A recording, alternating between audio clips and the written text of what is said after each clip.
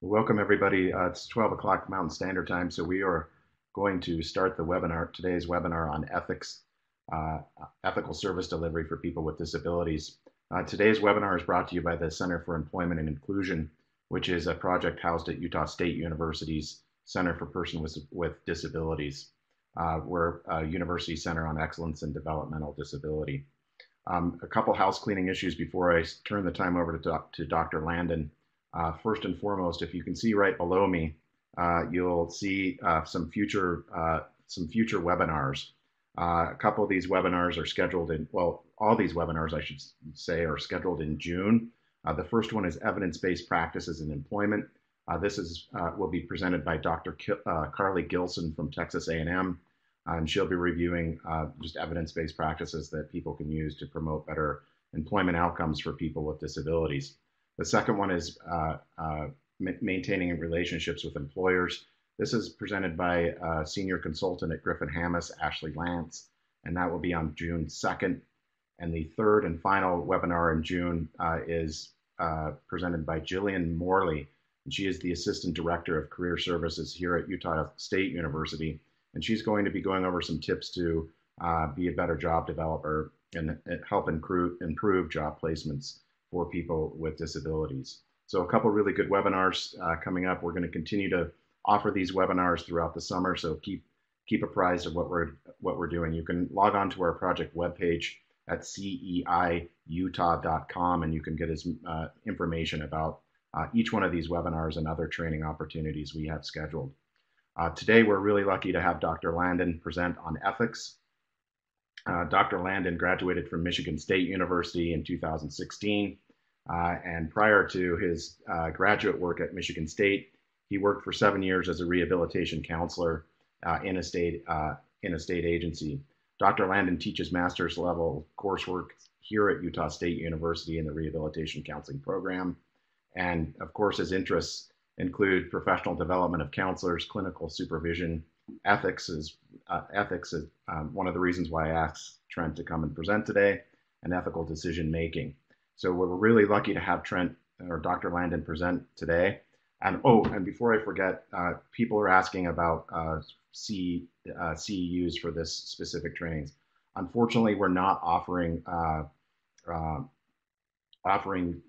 accredited CEUs, but we can offer a certification that you did attend today's training, and I will post that at the end of the training. So all you have to do is click onto the link, and you'll be able to download documentation that you attended today's presentation. But it is not a CRC CEU.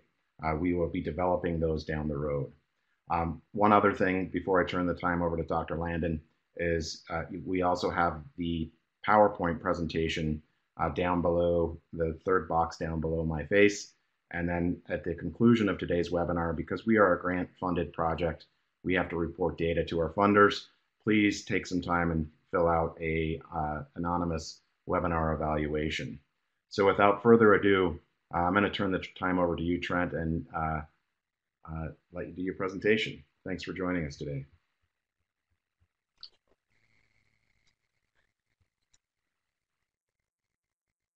Thanks, man. Thanks, Dr. Reason, for inviting me in and giving me the opportunity to come and share some thoughts with you guys today. It's pretty interesting stuff, and so I hope as we talk about ethics that you, well, how do I put this?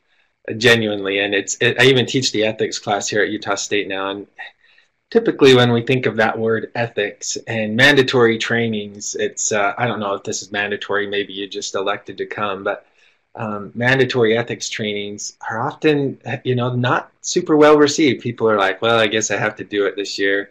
It's my turn, or I have to get a certain number of hours for licensure or certification.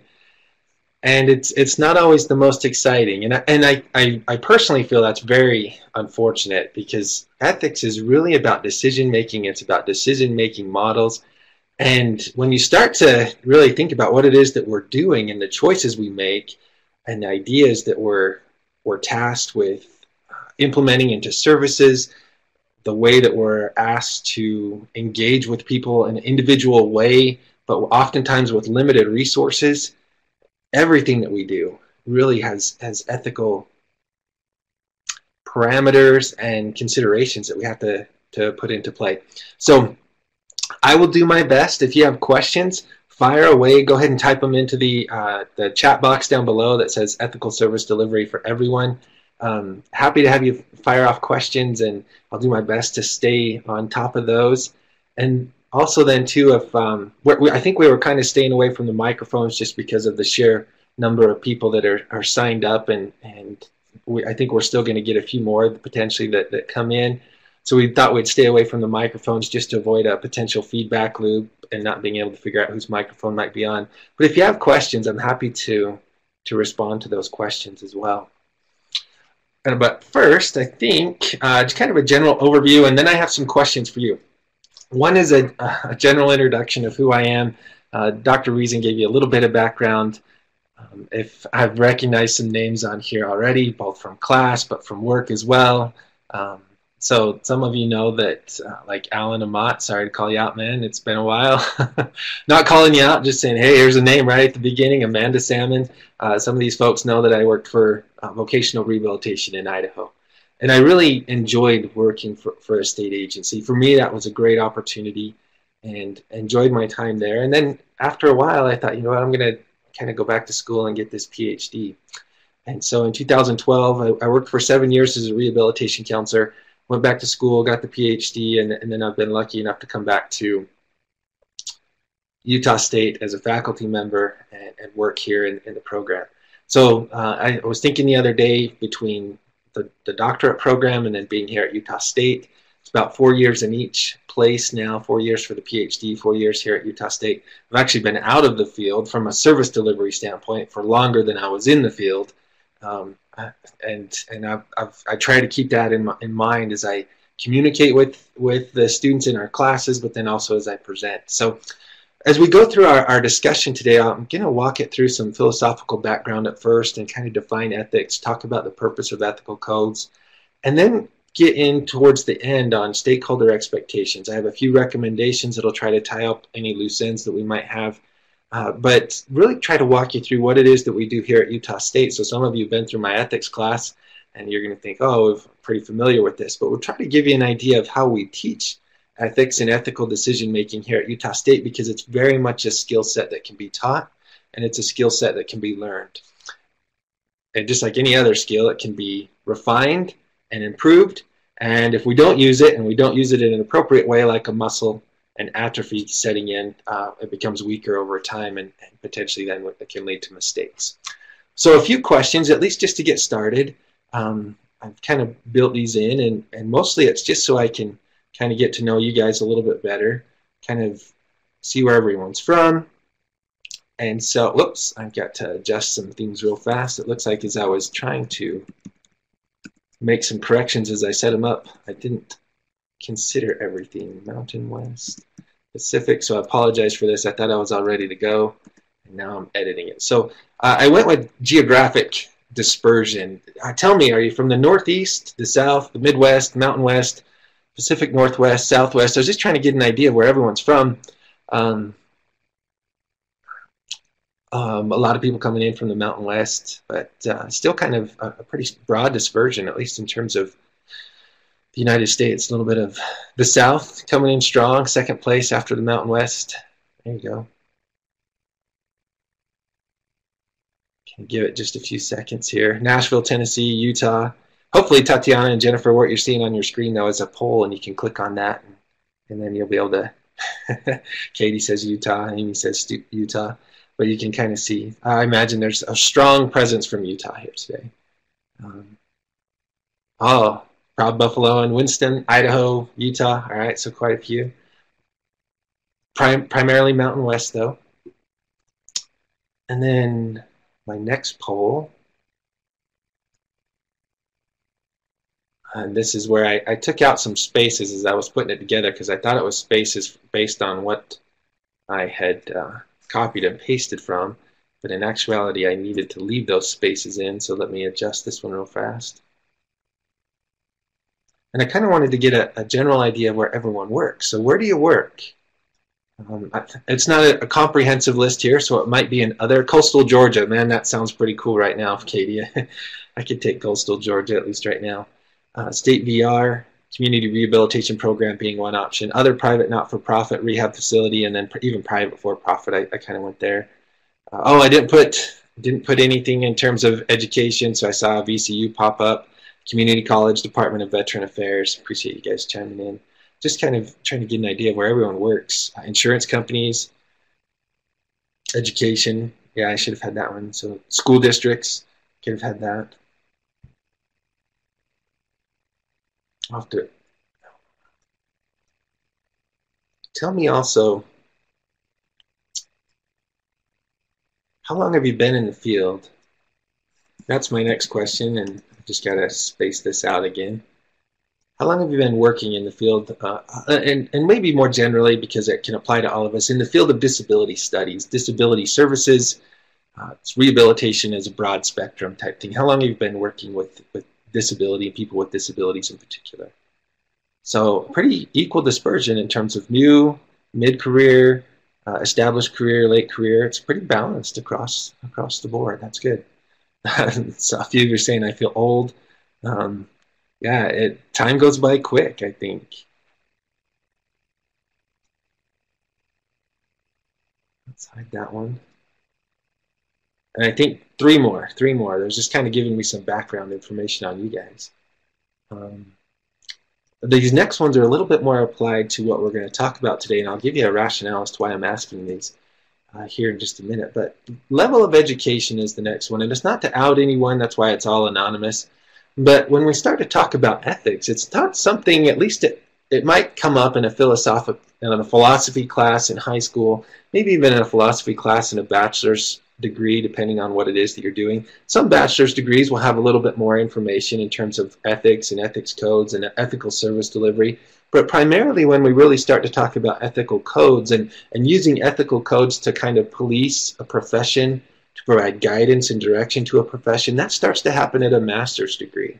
And so when we think about what is ethics and where do we focus that instruction, where do we often teach that instruction, it's often at a master's level or higher, and yet so many of our key personnel in the field of rehabilitation come in with a bachelor's or a high school level education, and it's just not something that they've necessarily had a lot of experience with or a lot of familiarity with.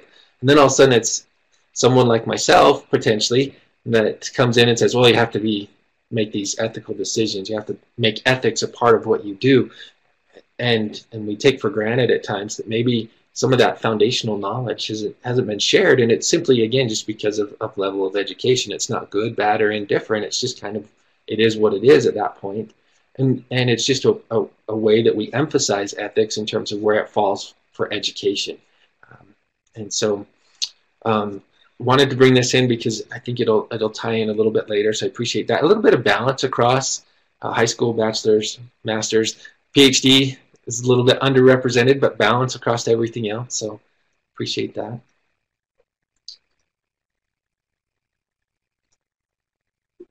And then I have a poll here that is more about you as a professional.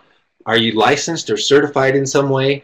Potentially you're a certified rehabilitation counselor, maybe you're a licensed clinical social worker, a licensed professional counselor, clinical mental health counselor, some type of license. Oftentimes when we start talking about ethics and accountability to ethical codes, certification or licensure is kind of an indicator of that. Someone that maybe doesn't have a license or a certification through a national certification body or a state licensure board, oftentimes maybe doesn't have a direct code of ethics that they fall under. There may be like a workplace policy or guideline.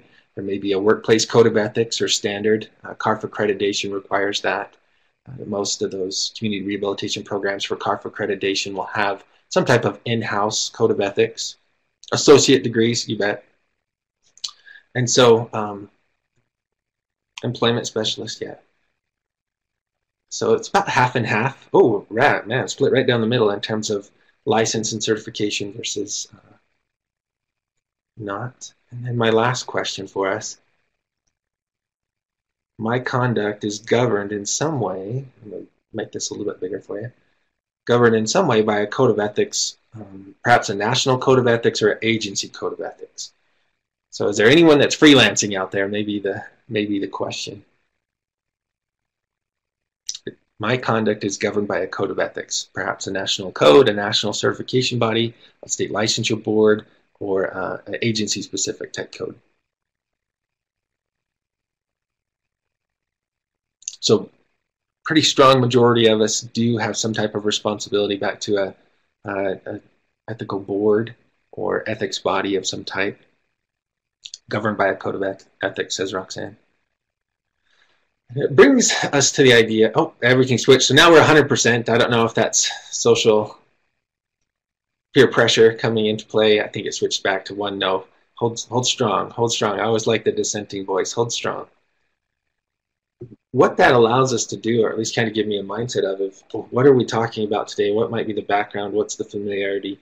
And then who are we accountable to? Because one of the things that we talk about when we look at, especially a little bit later here, the purpose of ethical codes is really that policing of a profession and guaranteeing to the public that individuals have been trained in such a way as to provide services that are respectful of the person that we serve, in this case people with disabilities, and mindful of them, their ability to choose, their ability to be involved, and a lot of that's also written into legislation. Now, I'll stay away from what's ethics versus legal today. That's a different type of discussion, but I did want to get into some philosophy. So we're going to start there, and just kind of some background. One, ethical decision-making is very much, if you're a rehabilitation counselor by training, but also I think for anyone that's in the rehabilitation field and working with people with disabilities, people that by the very nature of what they do potentially determine whether someone receives a service or not. I think it's important for us to understand that ethical decision making is very much a skill set of what we do, that it can be learned by us as professionals, and that it is something that can be taught by our supervisors. So those that are working with us, those that have administrative or clinical supervision responsibilities over us, they have a responsibility to make sure that we're aware of our ethical expectations and how those ethical expectations govern us in terms of the decisions we make, the services we provide, and the way we're interacting with the people that are seeking services from our agency. It's definitely a part of what we do, and oftentimes what I see is people, especially as I teach it and I'm working with students, many of which are already working, we talk about what it is that rehabilitation counselors do in particular, and that they need to start we actually teach it in their first semester with us here in the program, and we do that on purpose because we feel like it sets them up for and really builds a foundation of the idea that everything that they do has ethical parameters to it. It could be minor, it could be major, and it's somewhere on this ethical spectrum that every situation falls, and it's nuanced because it's working with individuals. And so what I do for one individual is definitely different than what I might do for the next. How I interact with them, the stakeholders that person might bring with them, relative to parents, guardians, caretakers, employers, school districts, all of these things. There's different there's different stakeholders, and each stakeholder brings expectations. And when those expectations start to get out of line, that's when we start to say, okay, here's an ethical dilemma. The potential for an ethical dilemma ramps up. But at the end of the day, it's about meeting the needs of the person with the disability and working with them and making sure that their needs are met and that they're being attended to and receiving the services that allow them to engage fully in society based on the decisions that they've made. And that could be full inclusion from a societal perspective, full inclusion from an employment perspective, full inclusion in an educational setting. Whatever it is that they've chosen in that setting, we want to make that happen as much as possible. And so what I really try to emphasize to those counselors, those students that I work with, is that nearly every act of what we do during working hours, and even to some degree non-working hours, offers the potential for ethical considerations and the possibility of damage to the client, the agency that we work for, the profession at large, you as the professional that's providing services, and even the community in general, because everyone's kind of looking at us as they find out that we work with people with disabilities, and they're kind of expecting certain things. Those things are dependent upon what they know about us, what they know about the agency that we work with, and what it is that we purport to do. but expectations start to be built up. And those expectations may be based off something from many, many years ago that we don't have control over. And so, especially if you're in a geographically rural area, that's where I think the non-working hours becomes very important. What is it that I'm doing during my non-working hours, because I'm less likely to be able to hide or to blend in, as it were. I worked in a fairly small area in Idaho, and if I went to Walmart, I used to joke with one of the counselors I worked with, if we needed to find somebody, we could just go to Walmart and hang out. And if we were patient and waited long enough, we could pretty much meet everyone that was on our caseload if we needed to. It also meant that I told my wife, and I say this jokingly, but I was very sincere at the time. I told my wife, I said, Julie, if someone comes up to me at the store and it happens to be a female and just starts talking, please don't assume I'm having an affair. It's probably a client and I just can't introduce you. It's probably a consumer and I just can't introduce you. Now, luckily, she's a nurse and she's well informed and aware of the need of confidentiality. So if those random discussions started occurring, she would just continue shopping and then I would catch up with her. But that's the point, is at times, based on where we're at, even our engagement with the people that we serve, we might not be able to control that fully, because even in our non-working hours, our non-professional hours, people may still see us as a resource and reach out to us, and that potential for dual relationships definitely exists. We have to start considering what is it that we're doing to make sure that we're as careful as possible and that their right to confidentiality and privacy, both of those things, are maintained. Now, the emphasis there then is really it's just all around us. Ethics is all around us. So one of the things that we try to emphasize is that not all dilemmas, not everything that we come across is that big of a deal. There might be minor things, but if we start to recognize it, I think that we just like any skill set or any muscle, the more we use something, the better we become at it, and the more the stronger that skill set becomes. We need to make sure that not all dilemmas require consultation. Sometimes they're easy to resolve. Not all violations, and there's a difference between dilemmas and violations, and we'll talk about that just a little bit later, but not all violations are egregious.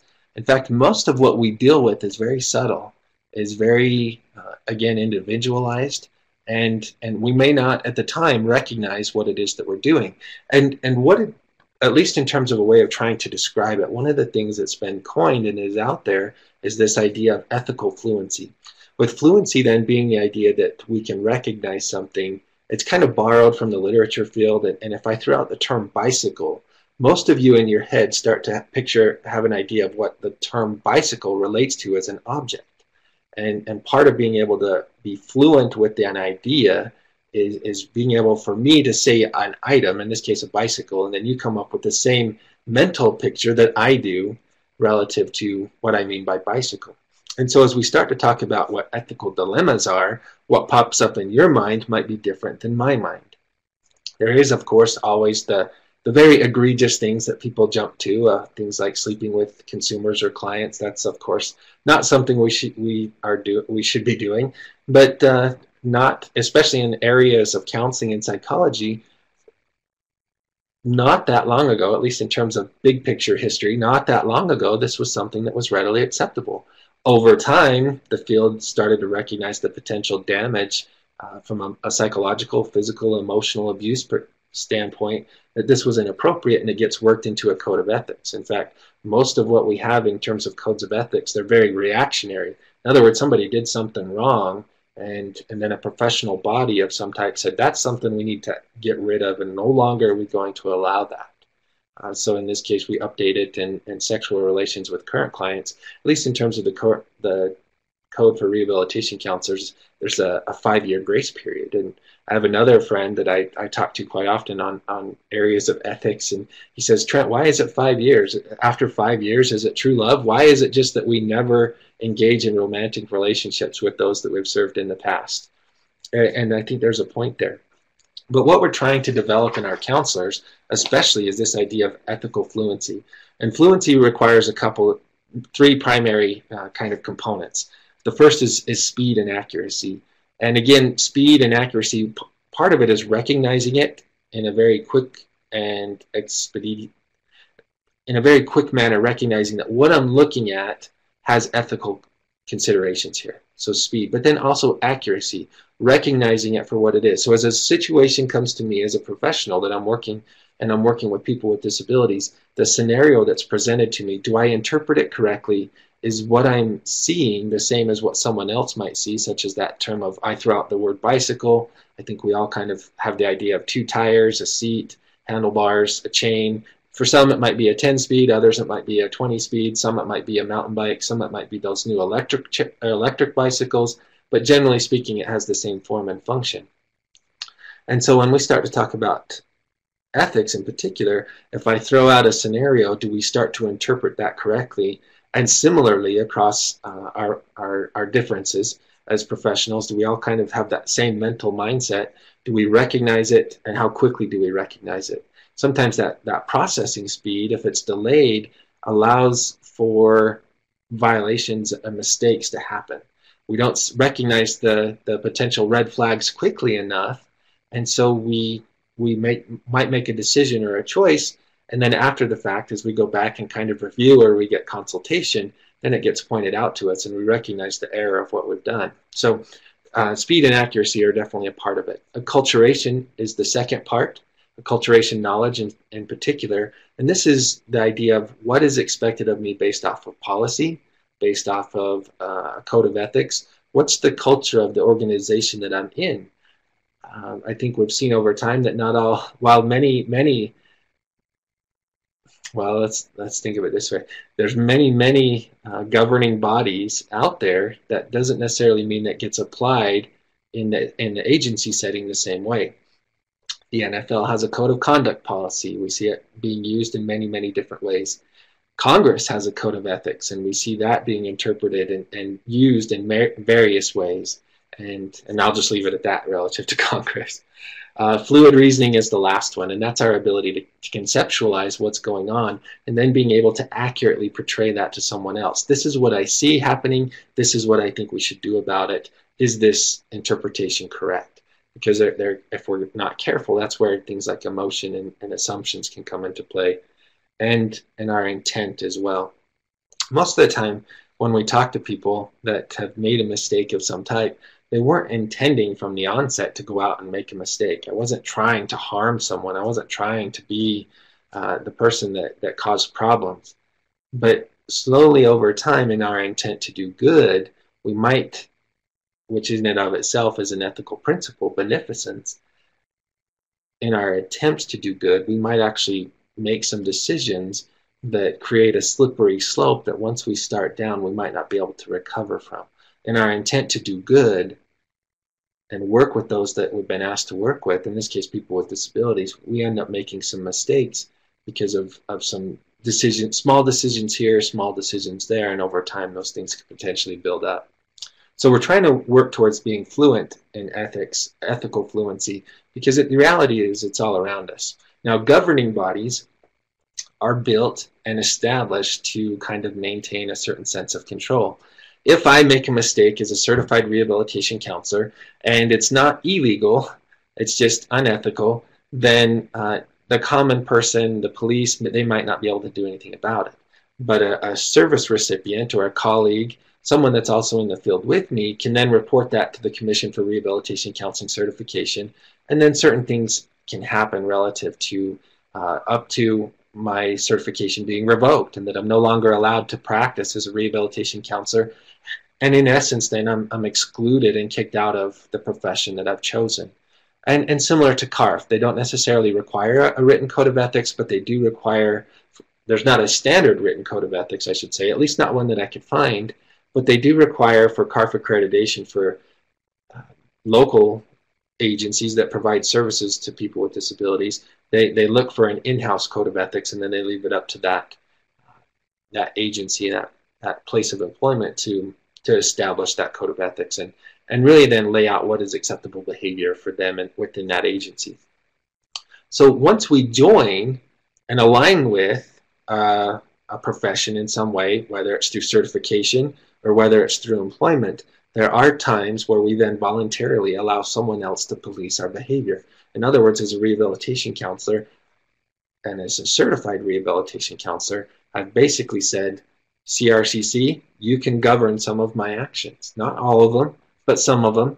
There are certain professional actions that I am now responsible for, and if I violate those expectations, they can then turn around and have a measure of influence over me, and over a measure of influence over my ability to continue in employment in this particular field. So governing bodies definitely serve a very specific role. Oftentimes they can serve as intermediaries and decision making, and they usually, especially in the case of the Commission for Rehabilitation Counseling Certification, they are able then to dictate expected behavior of all the professionals in that arena, in that professional setting, that profession in and of itself. And it's the only code of ethics that I know that's written predominantly with the services to people with disabilities in mind. That one was last updated in 2017. And they update it about every 5 to 10 years. The fact of the matter is, though, life happens much faster than codes of ethics. Codes of ethics are very reactionary, and so there's always some. That's where technology is advancing way too fast. We can't keep up, and these governing bodies do the best that they can, and they do it with these types of things in mind. The purpose of I'm just going to click on all these. Sorry. Oops, go back one. The purpose of the Code of Ethics, specifically the CRC Code of Ethics, is to promote public welfare. It's to establish principles that define ethical behavior. In other words, what's expected of us, and then also serve as an ethical guide. Those first 3 points are really establishing guidelines of what acceptable behavior and practice within this profession is.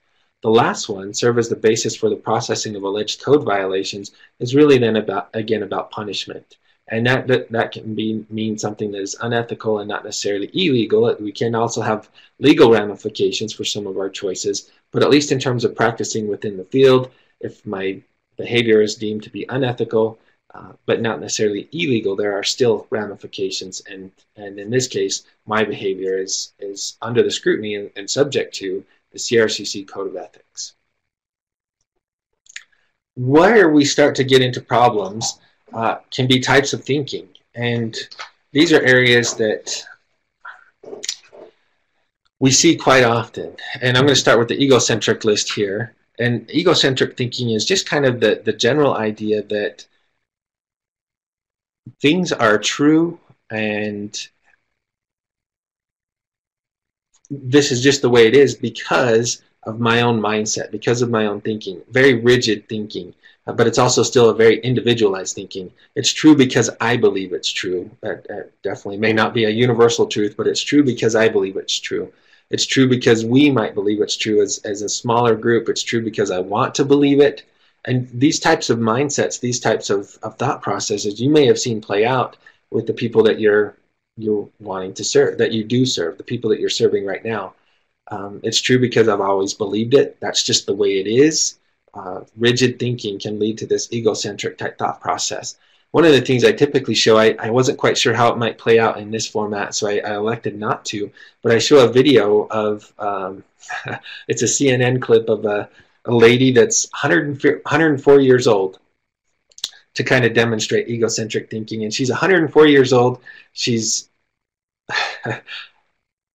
been drinking Dr. Pepper, and I think it's 3 Dr. Peppers a day for the last like 60 years. And she was told when she was 60 that she needed to stop drinking Dr. Pepper because it was bad for her. But she says, you know what? It must be good for me. My body must like sugar because I've outlived the doctor that told me to stop drinking it. And it's just kind of this unique interview with this 104-year-old lady who genuinely believes that Dr. Pepper is good for her. Now, in the grand scheme of things, is this that big of a deal? No, absolutely not. But it's a good example of egocentric thinking. It's true because I believe it's true. For most people, drinking 3 Dr. Peppers a day for, in this case, a majority of her life, almost 60, 70 years, that probably might be a fast track to diabetes and some other health issues. But for her, there's no way we can convince her that her line of thinking is incorrect. So it's egocentric, but just kind of a fun example of it. Sociocentric can actually be a little bit more problematic, and this can be a little bit more of groupthink in particular. And so in an agency, it may be that we start to say, well, this is the way that we do things here. Well, if the way that we do things here isn't in line with what ethical expectations might be, that can be problematic. So it might be culture bound. It might be part of one's culture or nation, culture, their nation, their national pride, their religion, to where we start to place one thing above the other. And again, within a work setting, within an agency, what's interesting is an individual I can be held accountable for my actions. And to some degree, agencies that are CARF accredited can be held accountable for their actions. But by and large, codes of ethics are more intended to and have a greater impact on the professional themselves than an actual agency. Now, CARF accreditation can be revoked, to be sure, and that can be played out. But generally speaking, many agencies that we might work for, a state vocational rehabilitation agency, the Commission for Rehabilitation Counselor certification can't come down and sanction or censure a work setting. CARF has that ability a little bit in terms of those community rehabilitation programs based off of a revoking of an accreditation. But generally speaking, agencies are exempt from this. And so that's where policies and guidelines come into play, procedures come into play. But I'll just point out that policy and procedure is different than an ethical code.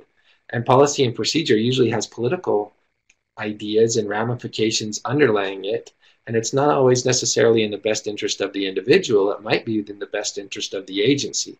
And policy and procedure is often written that way, with those political undertones.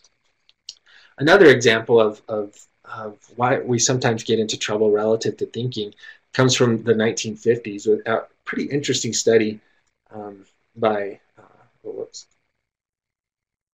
Solomon Asch in the 1950s, and he called the line study. And what he would do is he would pick me as a test subject, but then all of you as Confederates. And what you would do as Confederates within this study, he would bring me in, and there would very clearly be a group of lines where one is longer than the other. And he would say, pick out the longest line or pick out the shortest line. And it was very clear which one was longer or which one was shorter. And then you as Confederates, he would give different expectations based on the individual. But if his direction to you as Confederates was, this time you guys are unanimous, you're going to all say that you think line 3 is the longest line when it's very clearly line 1 that's the longest. And then I come in as the test subject, and he's testing me and my intellectual courage. And the unfortunate part of this is that up to 80% of the time, I then would go along with the group as the test subject, unanimous. When the rest of the individuals were unanimous, even in picking something that was very clearly incorrect, the groupthink impact on me, even if I didn't believe it, I still thought that line 1 was longer. My behavior and my decision and what I would reflect would go along with the group thinking. And so when our group think becomes something that's problematic, that can impact the individual as well, impact our decision making, even when we more or less know better. Even when there's a very clear right or wrong answer in front of us, we mitigate and change the way we might make decisions based off of this idea of social desirability. Well, everyone else says it's longer, so rather than raising any type of fuss, I'm just going to go ahead and go along with the group. And that can get us in problems. It was Solomon Asch in the 1950s, Therese. I'd pull it from a different article. If you really want to, I could probably post it here. It's pretty heavy. It's pretty intense. It's pretty deep. It's a very conceptual article with a lot of philosophy in it, but I have my students read it in a professional seminar, and it's all about intellectual virtues. And in the intellectual courage part, that's where he talks about that study. Yeah, it's pretty cool stuff. Pretty cool stuff. But it can be problematic in the sense of when a group is unanimous and we're the outlier, we may choose something that is not something we might otherwise agree with. So then critical thinking becomes important. How do you know what is right? How do you know what is right, and how do you enact that into the services that you provide? When someone presents you with a belief and you say, I believe this is true, or they say, I believe that is true, and then there's an argument to persuade you, what are you doing that allows you to really kind of work through that process and then ultimately arrive at the idea of, do I accept it or not? What standards do we use to assess our thinking and the thinking of others and subsequent decisions? This is one of the aspects of what we should be doing with codes of ethics. They're meant to guide our decision making. And so if you have access to one, I hope you got one on your desk, a copy of it in some way, shape, or form, whatever that code of ethics is that applies to you. Could be agency specific, could be licensure or certification specific. Have it close at hand, because this is meant to guide our decision making and be something that we can ground our decisions in. You know what? I'm going to take a firm stance on this because my code of ethics says I need to. And it's pretty interesting. So then what is ethics? Why do we care? What is it that we want to do? Well, ethics, at least in terms of a lot of things, is generally described as the idea of what's acceptable behavior in specific settings. And the practice settings get to define what that is for each setting. So there's an American Medical Association, and they have a code of ethics. American Dental Association, they have a code of ethics. Social work, National Board for Counseling Certification also has one. ACA, the American Counseling Association, has one. AMCA, the American Mental Health Counseling Association, has a code of ethics. American Psychological Association has a code of ethics. And then when we join these professions, particularly when we receive licensure and certification, we're voluntarily saying we're going to abide by the principles of the profession. There are certain things I no longer get to decide for myself. I am responsible to, and responsible for ensuring that my behavior aligns with this chosen profession. It's rules that apply to professional practice in a professional setting. At its simplest, it's a system of moral principles. It's concerned with what is good for the individual. It's concerned with what's good for the society. And it can be described as a moral philosophy. But in some ways, we also have to remember it's also describing what's good for the profession. As a profession, we think this is what's appropriate. And then to the public, we're going to then demonstrate that in this way. In many ways, and I like this, ethics comes from the Greek word, that root word ethos, which is custom, habit, character, or disposition. All of us then should be developing an ethical disposition, an appropriate ethical disposition, to where this is part of who we are as a professional service provider. There's another aspect of it too that I like to talk about with ethics that's aspirational versus mandatory. And aspirational is stuff that's not written down. You're not going to find it in a code of ethics anywhere. It's really what we aspire to be as a professional. What should the profession look like? It's not enforceable because it's not written down. It can also be very subjective. In other words, it's what we aspire to be. It's what we think we should be. And oftentimes it's considered maybe at a higher level than the mandatory stuff. The mandatory codes of ethics are those things that are formally written down and you can have a tangible copy of. There's adherence to specific guidelines because of that. It's a little bit more rigid, a little bit more tangible. It can have legal precedent or profession-based. Mistakes have happened in the past, and so we're trying to correct that. It's very much enforceable. I can get my certification revoked. I can get my license revoked. A potential accreditation body might revoke some type of accreditation. And it's written down. It's codified. There's a tangible document somewhere. And really, these are driven by values and beliefs. Or, whoops, I want to go to the next slide. Driven by values and beliefs. And all people possess ethical beliefs. It's just a matter of how much we recognize those. Back to the ethical fluency piece. Do we recognize them for what they are? Are we accurate in the way that we recognize them? And what are the underlying these beliefs or ethical values? At least in terms of the beliefs that we have, there are certain values then that you're probably very familiar with. Many of you, especially if you've gone through a master's level type class where we start to talk about autonomy, justice, beneficence, non-maleficence, veracity, and fidelity. Those ethical values are influenced, those ethical principles are very much influenced by the beliefs of the profession. The beliefs are the guidelines that are meant to provide moral direction and organization for our conduct, provides members of the group, in this case, a professional line of work, a sense of what is the right thing to do in a given situation. The values are the principles that constitute our sense of as a profession of what is right or wrong. And so then if I'm thinking, okay, in a given situation, what should I be doing? If I need to, I can fall back on that code of ethics. The nice thing about the code of ethics, at least in my mind from the CRCC code of ethics standpoint, it very clearly says that the person with the disability is always the person that I serve first. Doesn't mean if I'm employed by an insurance company, if I'm someone that's there to be an evaluator, and I work with evaluees, my primary responsibility is always to the person with the disability. And that's something I really like about the Code of Ethics. It frames it that way so that it's very clear who my primary concern is, even if I'm employed or responsible to a secondary party of some type. My primary responsibility is that person with a disability. And so then a Code of Ethics and these values and beliefs that are espoused there really help us to define how we are driven as a field by the values that we have. And so some of the primary values that are in the CRC Code of Ethics that then influence the principles that are there are things like respecting human rights and dignity. I think that's a fairly common one for most of us that would say, yeah, that's a pretty good idea. Ensuring the integrity of all professional relationships, acting to alleviate personal distress and suffering. Much of these are very, not necessarily singular to the rehabilitation counseling field or the rehabilitation service delivery fields, but they're very much to the service-oriented fields and working with people, the human service fields in general. And then these values help to inform, and the principles help to inform the values help to inform the principles, and these are the 6 principles that most of us are probably fairly familiar with. Autonomy, respecting the rights of the client to be self-governing within their social and cultural framework.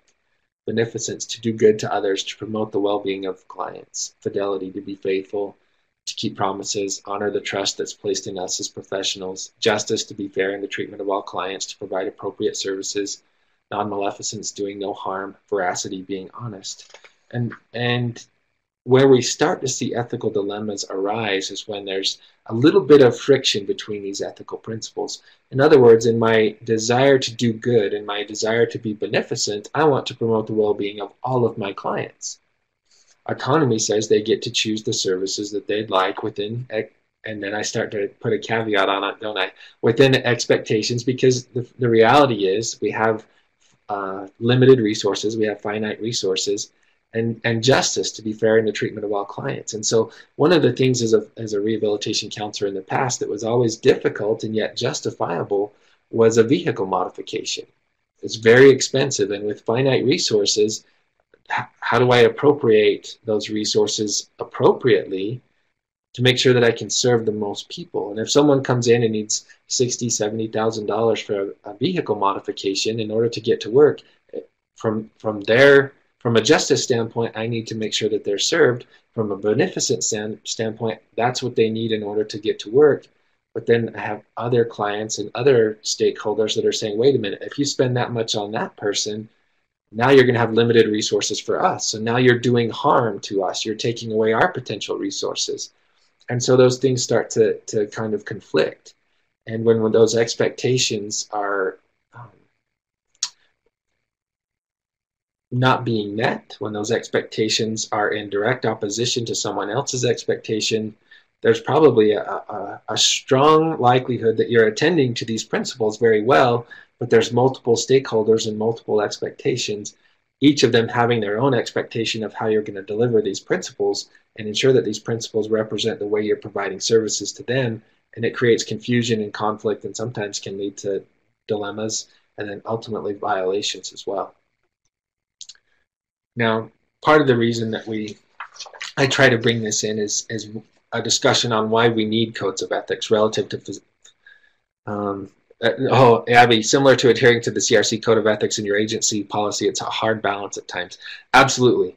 And that's why ethical decision making to me is so fascinating, because there can be hard and fast rules, and yet it's individualized, and it's talking about the person. Well, how did you prioritize, and how did you arrive at the decision that you did?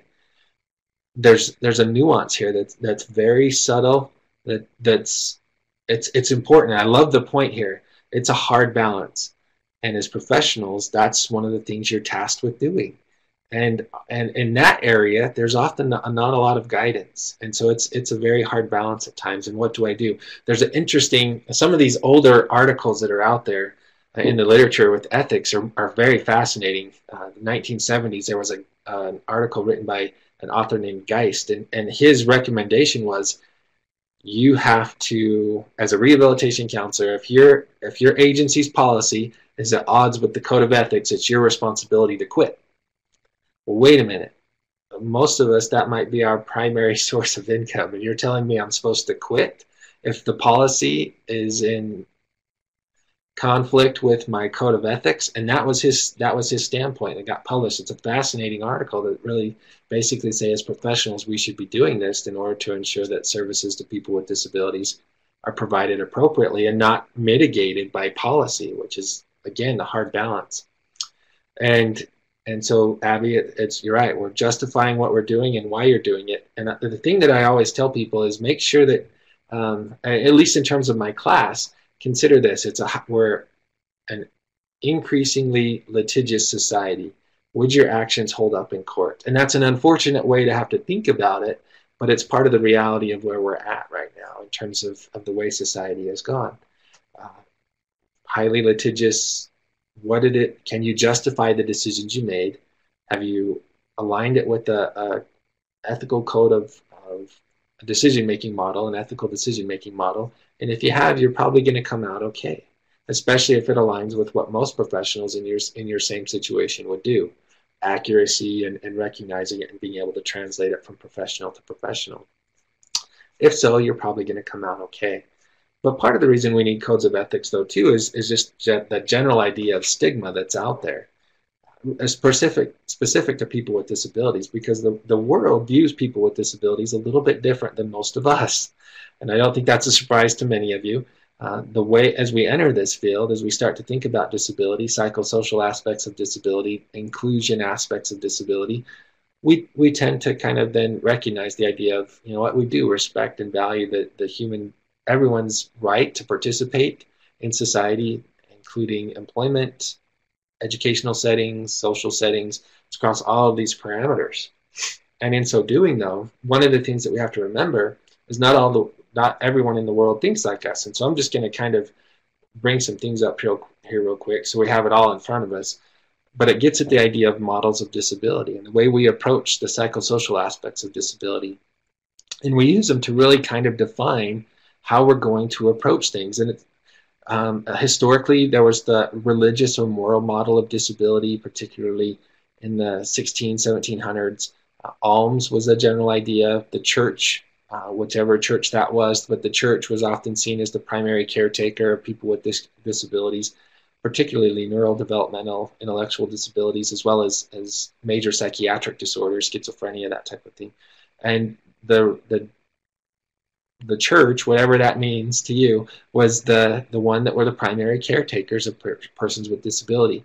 Over time, it became a little bit more scientific. We tried to do a little bit better job, and the biomedical model kind of came out, where we looked at diagnosis, we looked at medical justification, we looked at similar cases across the board, and it became the idea of we can cure this, we can treat this, we can restore in some way.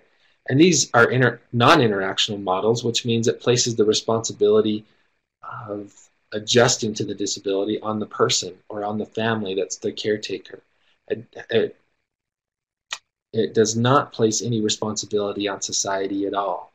And so while these models still exist, they are used a little bit less and less and less, but they're very stigma-driven.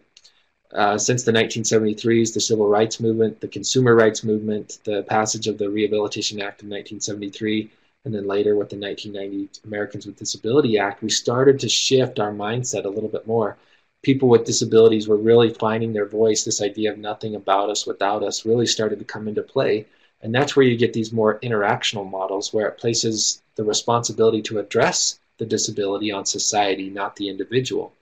And so we approach it from an environmental standpoint, universal design. We approach it from a functional model of disability and what is needed for an individual to function appropriately. What type of accommodations might be put into place, and then a socio-political model, the idea that from a societal standpoint, from a political standpoint, they absolutely belong in society. And so when these models exist, that can help eliminate stigma, or it can help increase stigma. And codes of ethics then are there to help us kind of have a balancing point of, while we might be well-intended in what we do, there's certain things that we do have to remember. The other thought behind it too is power. And regardless of where you work, regardless of who you work with, the bottom line is, because you're in a decision-making position You can potentially provide services. You can potentially withhold services. You're in a position of power. And what is power? Well, it's just the idea that, at least in this case, there's all sorts of definitions of it. There's personal power, role power, social power, all sorts of things. But generally speaking, it's the idea that you have the ability to affect or influence someone else. And within rehabilitation counseling, the goal of the vocational rehabilitation system is to empower individuals with disabilities to maximize employment. In other words, we want to give them the power to fully decide what that looks like. And so there's more or less 5 components. There's coercive power, reward power, legitimate, expert, and referent power. And when we're using coercive or reward power, it's the idea, if you do this for me, I can reward you in some way. I might coerce you into it. Do this or else. Do this. If you don't follow through with this, I'm going to fire you. If you do this, a reward perspective, if you do this, I might be able to give you a raise. When we're operating from those types of power bases, there's some potential problems. There's impersonal and personal components, to be sure. And it's the idea of we're then dictating how resources are going to be allocated. Now, there's a reality back to it, just similar to what Abby was describing. We don't want to be saying, do this or else. If you do this for me, I'll get you that van conversion. That's not what we're after at all. What we're trying to come at it from is a referent power standpoint. And referent power is based off of the idea of what's the relationship between myself as the professional, the individual with the disability, and then potentially their support system as well. What's influencing me, the agent, the counselor, and the way that I turn around and serve them? What's our relationship like? What does that look like? Obviously, it needs to be professional, but there needs to be some type of bond there. In other words, we engage with each other. I have their best interest in mind, best interest at heart, and I'm trying to do what's in their best interest. When we operate from referent power, I think we're operating from a much better standpoint. We're also probably more aware of ethical expectations, not only for the case that we're looking at, but also cases in general, much larger cases. So then what's an ethical dilemma, what's an ethical violation, and what's the difference? Ethical dilemmas are all around us. Someone comes in and says, I'd really like to go to work, and this was something that I would work with quite frequently as a rehabilitation counselor. And so I would tell them, well, that sounds really interesting. There's probably 2 things. I'm really open to just about anything that you'd like to do, but if you're not interested in moving, then we're in Southeast Idaho, and you really can't be a lighthouse operator, and you can't be a dolphin trainer. Other than that, things are wide open, and that's kind of how I would explain it to them. But the general idea is they would come in desiring work. And then from there, we would try to say, okay, what is it that we can reasonably expect? I had some people that wanted to be, I had one individual that was actually doing very well. He was a manager of a local pizza place, but he had a brother that was a doctor and a brother that was a lawyer. And while he had an intellectual disability and was actually functioning very well in his employment and doing very well, all things being equal, he wanted more because he saw the prestige that his brother that was the doctor and the brother was the lawyer received from the family, and he desired that. How do I improve that? It's definitely, I got to leave early, is the question. I think it's being archived, so there's the response there from Tim. And then a violation. So dilemmas like that happen all the time. What is it that I can do? And it's often subtle things. It's nothing too egregious, but they can potentially then become full-blown violations. So what is an ethical violation? Typically, we often think of the very egregious things. Someone slept with the client. Someone accepted a gift, which has a lot of nuance to it as well. But if you're getting kickbacks, if you're getting $1,000 for sending someone as a referral to another agency, you're probably in violation of that. So when we think of violation, it's probably the much more egregious things that are probably making the local news, and there can be difficulty there. The difference then is most violations are built upon a foundation of dilemmas that were not accurately recognized and then also addressed and worked through. How do we usually learn ethical practice is something I point out to my students as well, because while I'm talking about this very philosophically, and we usually talk about it in a classroom or we do an in-service training, similar to something like today, there's a lecture and there's not a lot of responsibility on the back end, at least responsibility back to me for you to change your behavior. Hopefully your employer or a licensure or certification board, you're feeling like, okay, I need to do a better job. But we learn them in these very kind of static situations. And the reality is life is very dynamic. And as you engage with people, it's individualized, it's nuanced. So one thing that I really like about rehabilitation counseling in general is the opportunity to work with so many different individuals. It leads itself to a very broad expectation, a very large number of possibilities in terms of what can play out. And admittedly, even in the ethics class that I teach, that I'll be teaching next fall, that's hard to address. And so we usually try then just to kind of teach them, this is what you can do to be better prepared in the situation. We try to build tools, and then they've got to go out and practice those tools. Because what you'll see is even in the Code of Ethics here, this is just some examples. Under roles and relationships of the Code of Ethics, it outlines specific things, and I pulled these in because these tend to be the more egregious errors. Sexual or romantic relationships associated with current clients, sexual or romantic relationships with former clients, service provision with those that we've had prior to them wanting services. We had a previous sexual or romantic relationship. And then what about friends and family? What about virtual relationships? I think that's kind of a big one right now. And so most of what we have in codes of ethics exist because somewhere someone made a mistake. Somewhere, sometime, somebody did something that was wrong. Codes of ethics are very reactionary, and they look back over time and say, okay, what is it that needs to be adjusted? We can't keep up with technology right now with codes of ethics, and that's where the aspirational component comes in. But a lot of it means that even in our virtual relationships, we might have to have a personal and a private, or excuse me, a professional and a private type of an online presence. Sometimes if you're using Facebook, because people, well, even that's outdated now. I don't know. I'm not very social media driven, but if you're using Facebook, which I think then dates me just a little bit, instead of Snapchat or some of these other, Instagram, some of these other ones, it may be that you need a professional type of a presence in order to reach out and to really engage with those people and do so appropriately.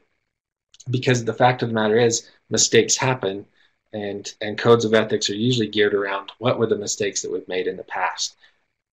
They're reactionary. Why do we make mistakes? Oftentimes it's because we think we know better. Most people believe that they're fairly immune from bias, and the reality is, in our intent to do good, that's when we start to make mistakes. As I was working on a research project one time, I asked someone, describe an ethical dilemma that you had to work through as a supervisor. I was talking with supervisors, and she described a scenario where a counselor had chosen to purchase a computer as part of a plan for employment that was appropriate, and the person was going to school, so it was spot on. But they ended up going to a computer store that was owned by the counselor's brother. Now, hopefully you start to have some red flags pop up like, wait a minute, what's going on here? Now, that computer store was a vendor and set up appropriately in the system, and they've used this place in the past. But the counselor, in their intent to do good, to turn around very quickly this plan for employment that included education, even though everything was appropriate, in choosing that computer and going through the store that the brother owned, what happened was the computer a few days later broke down. And the person wanted then to go to a different provider and get a different computer. But the counselor was trying to say, no, you got to stay with this place. You can take the computer back, but you can't change providers. And so it very quickly escalated into something that was a full-blown violation. It started out with the idea, maybe there was just a little bit of a dilemma and things would have been okay, but because of how it played out, it became a full-blown ethical violation. And if you ask counselors in general, service providers in general, they're not starting out with the intent to do harm. They're not starting out with the intent to do things inappropriately. We just, in our intent to do good, we start to make some decisions that maybe aren't the best. And so when we start to consider also why we make mistakes, there's a lot of different stakeholders, and we have to start to consider, what do our clients expect? What do the families we might be working with expect? What do employers expect? What does our community partners, depending on what that means for each of you, what do they expect, and what does that look like? And what does society expect as well? There's all of those things that can impact the way that we're doing it. So who do we serve? Well, we have multiple stakeholders that have a vested interest in what we're doing. And again, what is it that they expect from us? What do parents and employers expect? What do service provision agencies expect? The general public. Again, the primary stakeholder is the person with the disability. At least according to my code of ethics that I have to follow, the primary obligation of a rehabilitation counselor is to the client, defined as the individual with or directly affected by a disability. And so it's kind of a nice fallback to me to say, okay, as I make decisions, I have to keep the best interest of this individual in mind. Doesn't matter what these people say, doesn't matter what these people say. That can create a lot of tension and a lot of stakeholder from a stakeholder standpoint, a lot of conflict in terms of those expectations, a lot of friction. But I know that in order to stay true to the expectation I have as a provider, my primary stakeholder is the person with the disability. And so what starts to happen is we see something happen, someone comes in. I use this, it's very much a cognitive model of ethical decision making. This is something that we use in our classes here on campus. But what they say, we give them a case study and they make observations based on those case studies. And we're trying to help them recognize that there's something beyond what they can see in the paper. It's a black and white case study. They're not able to interact with people. But there's some type of activating event that happened that led to the observation that they're seeing in the write-up. And then from that observation, they're going to make an inference. And our professional values help to moderate that inference to make sure that the clinical decision that we provide is appropriate. And when there's competing professional values, that can create a lot of conflict. Stakeholder expectations. I want my community rehabilitation providers to feel like I'm on board with them. This person is come into the office with based on a referral from one provider, but then in my ethical obligation to talk about all of the providers in the area, they decide to go somewhere else, and now that original referring provider is saying, hey, what did you do? You're taking away business from us. Well, those types of things can happen, but the person with the disability is the one that I serve the most. Usually where we get into problems is when we start to make emotion-based decision making. We're not thinking through things clearly in our intent to do good or intent to be quick in terms of the way that we go about serving people. Emotion-based decision making really gets us in trouble. It removes a very strong layer, a strong filter of objectivity that needs to be there. And we start, I think I really like this person, and so I'm going to go ahead and do it for him. This person needs something right away. I need to go ahead and do it for him. Emotion-based decision making can be very problematic. It's also probably driven by a power-based that's more coercive or reward-based, and it leads to poor decision-making as an outcome. Now, this is something I usually work with the students that I have. I have this slide where we talk about who works with families, and most of them do. And I've got this next slide that I'm going to jump to, and it's very small, which I apologize for, but it's a case study that I present in class. And so I'm going to read it to you and give you an idea of kind of how we try to teach this. And so in my last few slides here, with the last little bit of time I have, I'm hoping I can kind of give you an idea of what some practical application looks like, at least the way that we try to work through it. So I've got two family scenarios and one employer scenario that I've written up, and then we're just going to kind of talk about them. And potentially then, depending on how this goes, we might even be able to, if you see some red flags as I read this, or you hear red flags because it's very fine print, which I apologize for, type them in the chat box, and then I'll scroll back through. So as you hear me read things, if you see things because you're reading it, you're like, hey, this is a problem, type it in. And I want you to consider, who are the stakeholders? There's multiple stakeholders in each of these scenarios, and we have to kind of consider, what are their stakeholders, what are their expectations, and I'll kind of walk you through what this looks like.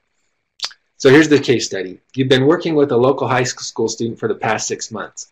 You were introduced last fall, the start of their senior year of high school, and since then have discussed a number of work-related goals. The identified work goal at this time is photography. Due to a limited number of photographers in the area, you had asked the student to conduct a labor market survey for their own town and be ready to present their findings to you in 2 weeks when you come back to the high school. The student seems to understand all the expectations, is excited, and says, I'll be ready. 2 weeks later, you're back at the high school. You pass the student in the hall on your way to the transition coordinator's office at the high school. You mention to the student that you'll be following up with them a little bit later that day. The school counselor sees you and invites you to a meeting with another student who just happens to be the twin of the student you just chatted with, that is scheduled for a 10 a.m. meeting with a representative from a local community college. You visit with the transition coordinator, provide an update on the students you are working with, and as you're walking down the hall, You hear your name called over the school's intercom system. Will Trent Landon please come to the office for a phone call? You head that way, and the student aide in the office tells you which line to pick up. Upon answering, you are verbally attacked by the parent of the siblings, questioning a lot why you are pressuring them to go to work, why you are involved with them at all, and tells you to back off, or a lawsuit will be filed against you for interfering with the schooling of her children. The parent informs you that they will be at the 10 a.m. meeting for the sibling, that they intend to meet with you afterward, and specifically instructs you to avoid meeting with either of the students, with either sibling.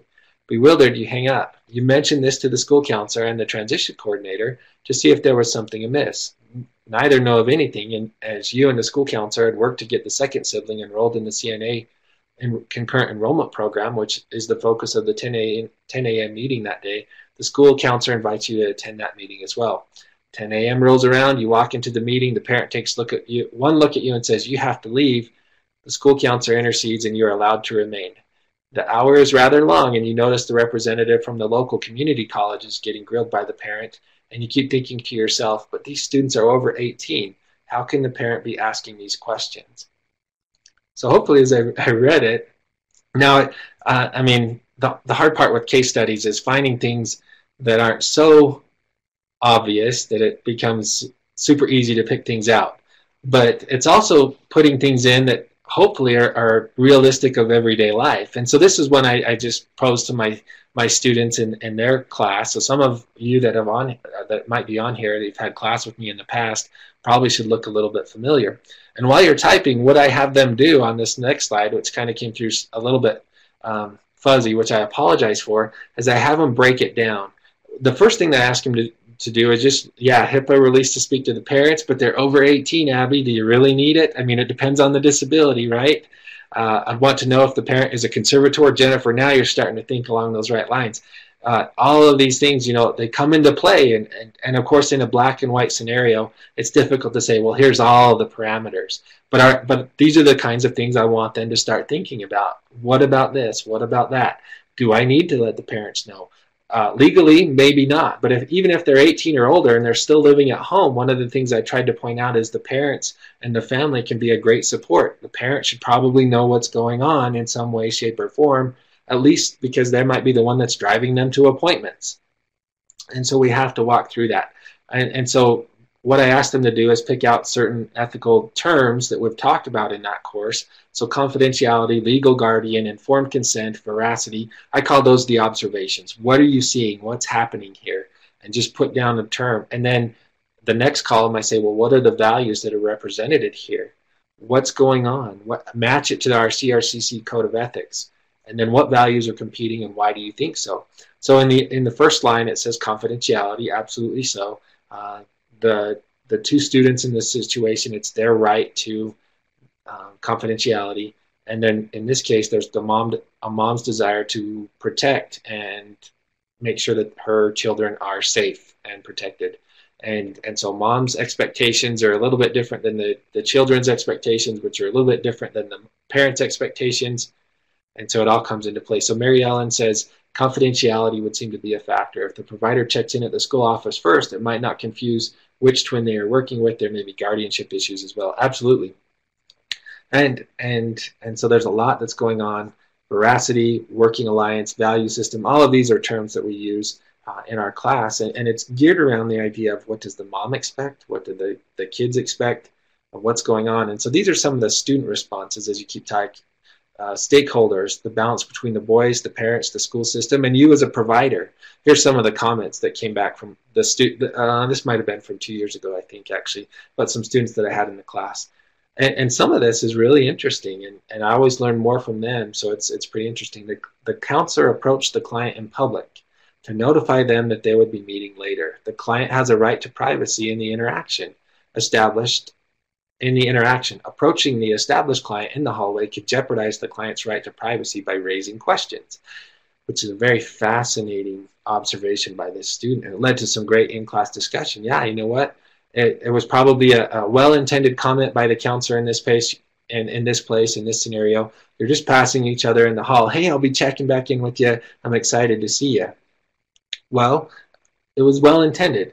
But if that student's friends then say, well, who is that? Because they see that interaction, the potential privacy and confidentiality of that interaction and that engagement, their right to privacy of keeping your relationship private has potentially been violated, depending on who saw what. So potential dilemma that actually was an actual violation, a violation of privacy. Stakeholders balancing the systems, absolutely. This second comment, accepting a phone call from a parent of a client without having first obtained appropriate permission from the client would be a violation of this right. We throw in 18 in this scenario. We don't necessarily talk about capacity for consent, or decision-making, conservatorship. I know some of you had typed that. We don't throw that in there, so do they recognize that? All of these things, and it's just getting that idea of being able to ask ourselves the question of what are all the moving parts, and how quickly am I seeing them, and how quickly am I interpreting them so that I can make an appropriate decision on the back end. The first thing that I thought of in this scenario was the hallway. So Dory, yeah, you're right on line. You're right in line. Another scenario, Eric, HIPAA concern to speak in a public place. Also other students seeing him with the rehab guy, absolutely. And one of the things I point out, and I'll just do it jokingly here, if I go back, you'll see it's in red, boys' rights, boys' rights, boys' rights. If you go back and read it, I actually write it from a very gender neutral standpoint on purpose, because then I question them, well, why did you assume it's a male? Why did you assume it's a female? And it's meant just to get the idea that sometimes we make assumptions that could be erroneous. Now, it's just meant in fun, and just take it as it is. But here's another scenario. You're working with a young adult with intellectual disabilities. The individual is 21 years of age, and based on the state requirements, will soon be exiting the public school system. One parent is extremely excited about the prospect of their child working. This is great. I can't wait for you to get started, is their comment. The other parent is less enthusiastic. A CNA by training, this parent is compensated by the state to provide in-home health services to the individual. The individual has vacillated back and forth on their commitment to seeking out and engaging in employment. So what are some of the potential red flags you see here?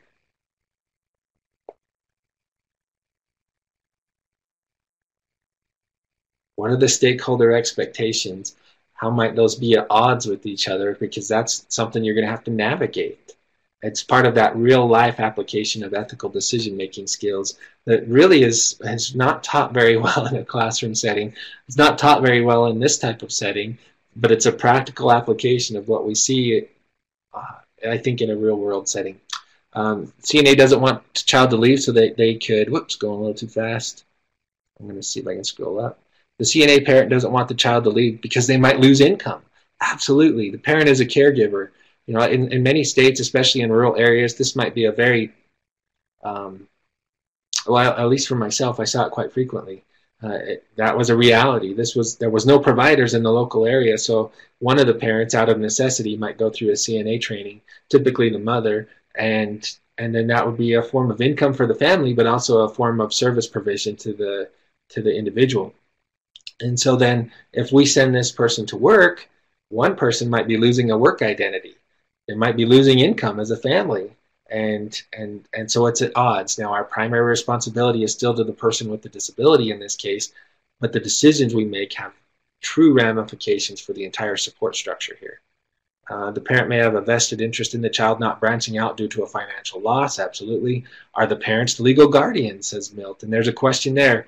In this case, I didn't necessarily clarify it. We make a few assumptions based off of intellectual disability and continued enrollment in school at 21 years of age that there probably is some type of conservatorship. But is it full guardianship? Is it just relative to financial responsibilities?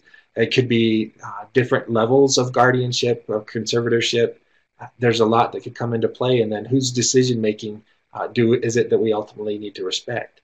Parents often feel like protecting the child and not wanting them to fail at anything. So there could be that, Dory, absolutely.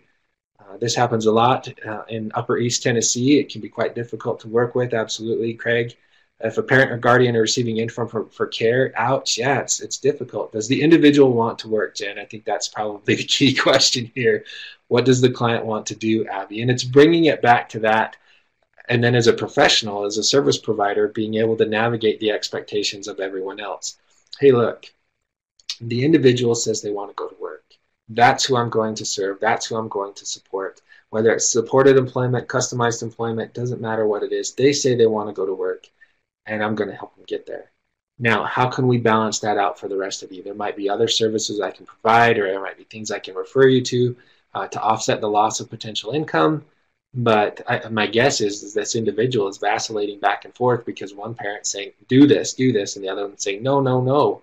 And they're getting mixed signals. And so really sitting down and saying, what is it that you want to do? What does your best and quality world look like?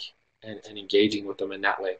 Has the person been asked why they want without the parents present, especially if the parents aren't conservators, Jennifer? Absolutely.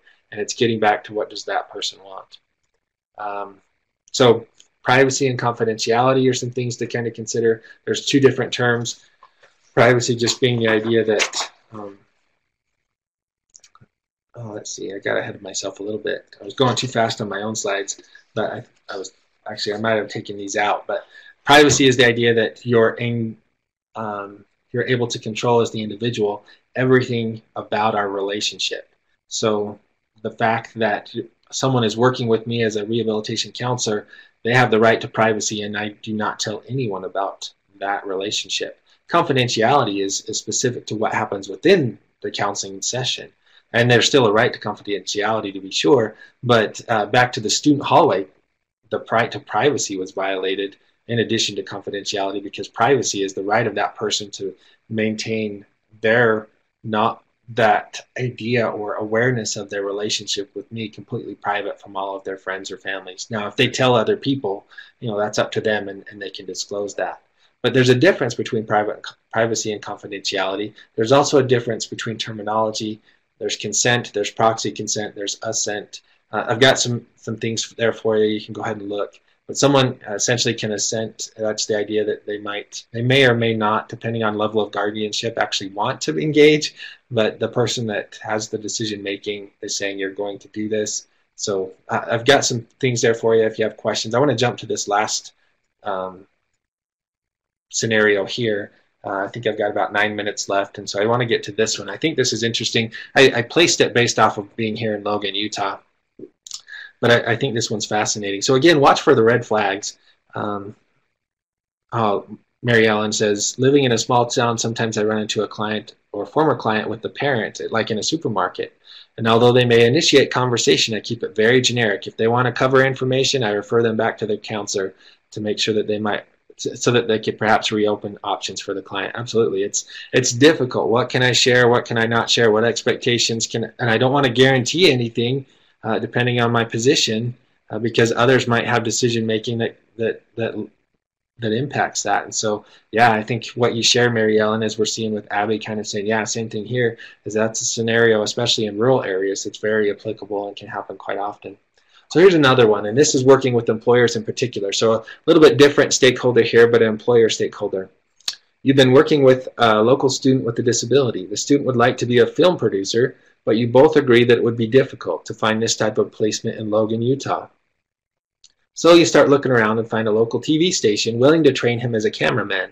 The student is excited and wants to begin right away. You meet with the HR representative from the TV station and work out all the details. The student starts in 2 weeks. At the end of the meeting, the HR representative turns to you and says, so what's wrong with this kid anyway? Now, Jackie's already typing in, they need a new HR rep. Sure, well, first of all, it's an illegal question. You can't ask that.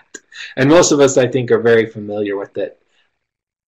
That being said, is this a real scenario? Could you see this playing out in your local community? You might meet with the student and discuss what they want me to share before we meet the employer. Jeremy, absolutely, that's essential. And it's something that hopefully the students pick up on is, you know what, if I have a release of information ahead of time, maybe I can go ahead and address this. Obviously it's not an ideal situation, but depending on the disability, this is, the fact of the matter is, when people find out that we work with people with disabilities, this is where stigma comes in. And they start to make assumptions. And part of what we are, I think, tasked with doing is educating and help people understand disability does not mean a lack of capacity. In this case, if the person can run the TV station and be the best possible camera person ever, that's all that matters. Now, But yeah, having a release of information ahead of time to be able to maybe disclose that is something that's excellent. Um, let's see, they need a new HR rep probably. Typically meet with the student ahead of time, says Jeremy. Absolutely. My first would be response would be, well, what? Dari says, and I love this response. I appreciate it. Dari's going too quick. There's too many that popped in here. But I think Dari, the response was, what's wrong with you? And we want to throw that back in their face.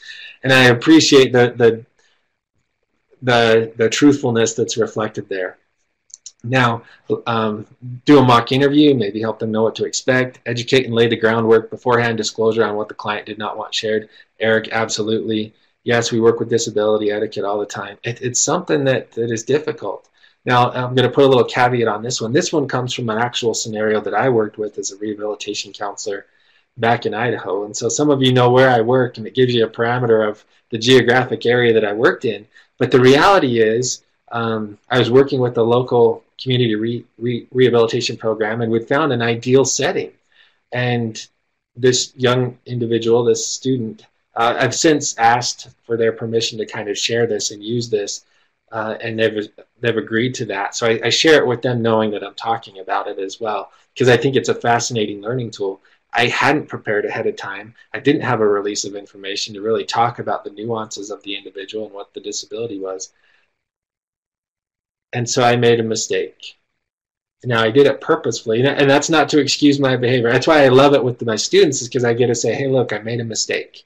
But I survived, and the situation evolved, and we got it all figured out. Now, what the employer didn't know, and what I purposefully don't tell the students, is the young man, he really wanted to be a producer, a film producer. Now, in Southeast Idaho, it's just not going to work. Not a lot of supports or resources for that to happen. And so what's not here, though, is the idea that he had film equipment he had already built through his local school and some other things, a couple 30-minute, I don't want to call them full feature-length movies, but he'd produced some 30-minute movies. He'd used friends as actors. He had multiple camera angles. Fact of the matter is, he could run the camera for this TV station. And so we talked about, well, he has a learning disability, and this is what it might look like. And I went right to the high school. I apologized to the student. I told him what was going on, and he agreed that everything was okay, and we got it all worked out. So he found out as soon as possible. I told him what had happened and apologized and tried to make sure everything was okay.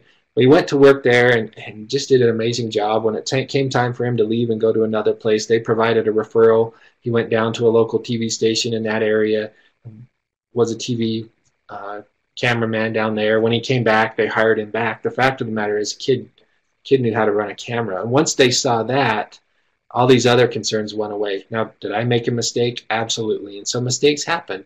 But also then, what do we do to correct those mistakes, and how do we work it out? So that's why I worked this one in, is because this one was me as a rehabilitation counselor making a mistake and then trying to recover and address the mistake as quickly as possible, because it happens. Patty says, I've been asked this exact question, and my response is always to ask for clarification on the question, and that, is there a specific concern that they have regarding their ability to perform the job? And Patty, you're much more experienced and better than me, so I love that response. Michelle says, when you are trying to find them a job, do you have to let the company know that they have a learning disability? Absolutely not, Michelle. In fact, it's an illegal question. They can't answer what's wrong with this, what type of disability you have. Those are illegal questions. But in my fear of losing a potential placement and in my desire to do good, I created a scenario where there was an ethical violation. I talked about the student's learning disability without his permission to do so. And that's how nuances of our job can lead to unethical behavior quite easily and quite frequently. So I've got some other things that maybe you can just kind of look at and provide some ideas on relative to decision making, boundary setting, accepting of gifts. I think I put that one in here, but I want to get to these recommendations. If you have questions, I think my time's almost up, but just kind of give you an idea to chat back and forth if you have questions. One regarding boundaries, it's your responsibility to establish those initial boundaries. What does this look like? What does our professional relationship look like? Getting informed consent on those potential areas where you might need to reach out and talk with other professionals about the needs of the individual. I'd also encourage you to avoid online relationships, particularly those of a personal nature. Now, I also realize that in today's world, more and more communication is done through social media. And so then consider, do I need a personal and professional profile to make that happen? The fact of the matter is, this was not that long ago, but again, 2005 to 2012, when I was a rehabilitation counselor, I could still get people to respond to letters, phone calls, emails. But now, if you're not text messaging or instant messaging in some way, you might have a hard time of getting hold of people. And so the technology is really a game changer. And so, do I need a personal profile? Do I need a professional profile so I can keep those things separate? Is something you might need to ask yourself. Consider the purpose of the opportunity. Friending someone, like on LinkedIn, what might the outcome be? What's the purpose of that relationship? What are the potential pros and cons? And really kind of thinking about that. I'd really encourage you to avoid emotion-based decision-making. My last little item here is consultation is a good thing. If you're worried about something, if you're mad about something, if you're super excited about something, give yourself time to calm down and make sure that the decisions aren't impacted by emotion, because emotion-based decision-making, particularly negative emotions, can really impact the way we see things. When you do cross a boundary, if it's required, make sure that you document it. And then, like I said, with my students, consider if you were subpoenaed, would your actions hold up in court? And that's an unfortunate way to have to describe what it is that we need to do, but that's a reality of the world that we live in. Roxanne, back to that question of what's wrong with them anyway, that she'd been asked this question many times and responds with something like, I like to concentrate on their abilities and what he is able to perform, and he is able to perform the duties that you're after. Now, Lori says, is there a reference? Hey, Lori, how's it going? Is there a reference for those of us who are not certified that address ethics in technology, social media? This is where, as you might have to consider this as aspirational. If you're not beholding to a certain code because of licensure or certification, that's where you have to say, what do we want to be? What do we aspire to be here? Lori, I happen to know you work for a community rehab program. So then if you're CARF accredited and you have to write up a policy, a code of ethics specific to your agency, you might write that in. You know what? This is what we do. This is what we won't do. This is what's acceptable. I would use the CRC code of ethics or the ACA code of ethics as a potential bullet point or at least blueprint of what I'm after. But you're right. Sometimes if there's not, that can be difficult, and it's gray areas, and those gray areas are where we live and operate. And those ethics is typically not black and white. That's why I say it's very nuanced, and so that's a perfect question. I think my time's up anyway. So if you got to log off, that's wonderful. Thanks for coming. Hopefully it was beneficial. I do have, I'll just skip the summary. But if you have questions, feel free to email me. There's my email there. I think it's recorded. If you're able to get a hold of Tim, he can help direct you my way too. Always happy to talk about it. I think it's fascinating stuff. Appreciate you being here. I do hope it was informational. Hope it was something that was good. I know it's not necessarily very interactional, but hopefully it was still kind of interesting at least. So thanks everybody for being here. If you have questions, I'm happy to stick around. Thanks, Dr. Landon. Of course, you can download the certification for this training in the pod that I just put up. Please reference the future webinars that are upcoming. And Trent, thanks again for your time. I appreciate it. Yeah, man. Thanks for inviting me.